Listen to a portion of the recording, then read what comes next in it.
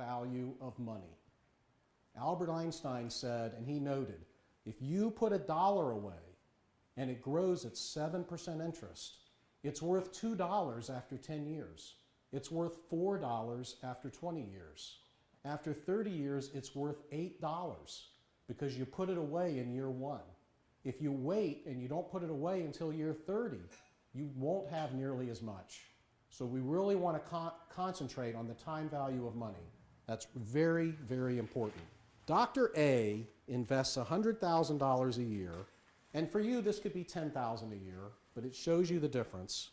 Dr. A invests $100,000 a year beginning at age 35, and at age 45 she's got $1,497,000, and at age 58 she's got $4 million. And that's pretty much what she needs to have to retire. Because a rule of thumb on retirement is you can safely live for about 50 years on 4% of what you have saved. So if my savings are $4 million and I invest prudently, I should be able to live on 4% of that. Now maybe things will get bad and I need to live on 3%, maybe things will get better and I need to live on, and I can live on 5%, but 4% is a good rule of thumb.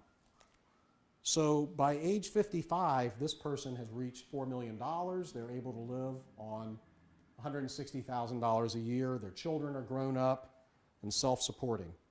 But let's look at Dr. B. Dr. B doesn't start saving until age 40. She waits 5 years. She's only got $2,587,000 at the end of 20 years. So this is even more interesting if you go to the third column. How much does Dr. B have to save every year in order to catch Dr. A by age 65? That's in 30 years. Look how high that number is.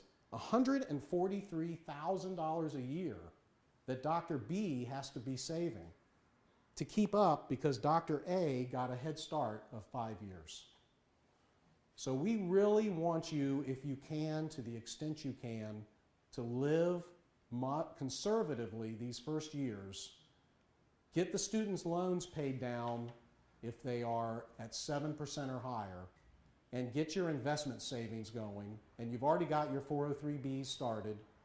You may have Gift to Minors Act accounts or other things your parents have started, but really get this going and get these dopamine hits off of the fact that you're saving and the growth that you'll see in the savings. Nourish those dopamine hits. You can design your own perception here, so I really want you to be involved with that. Most of my investments are with Vanguard, and my average fund cost is about 0.2%. So I give money to Vanguard. Vanguard invests it in these various funds. Each of the funds takes money out every year to pay Vanguard for their sales costs, for their advertising costs, for their administrative costs, and all that. It's averaging 2% a year. What do you think the average American is paying the mutual fund company in fund costs? It's 1.7% a year. It's a difference of 1.5%. And what difference does 1.5% make in your investment portfolio over a number of years? It makes a tremendous difference. The first column on page 11, you invest $100,000 a year. And after 20 years, you've got $2,100,000 invested, but you've got $5 million based upon a 8% rate of return, which is not unreasonable.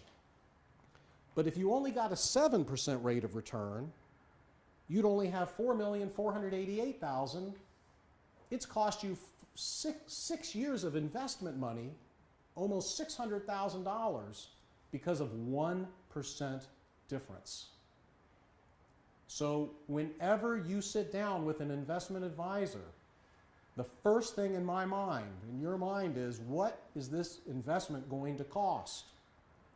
And the advisor is going to say, oh, it doesn't cost anything because they just take the fee out of the profits. Okay, well, how much of the fee do they take out of the profits? I want to know what that is. And then the salesman says, I don't really know, I'll get back with you. It's not required to be disclosed in the United States, and many, many times the answer is not accurate. Many times the answer is not accurate. So we want you to be very conscious of this. And the people who have all the time to call you on the phone, to take you to lunch, to play tennis with you 3 times, to get you to start savings with them, it's just not because you're so likable.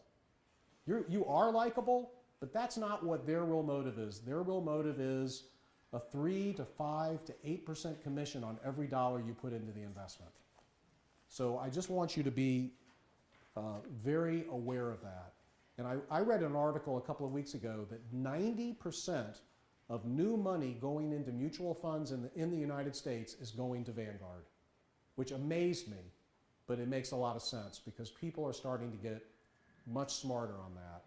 So your parents quite likely are in mutual funds or investment arrangements with brokerage firms that is costing them 1.5% to 2% a year. So you could learn with your parents and say to them, I went to a lecture, this lawyer, kind of strange guy, but he said that the investment cost may be high, let's check and see what it is. So it's a good way for you.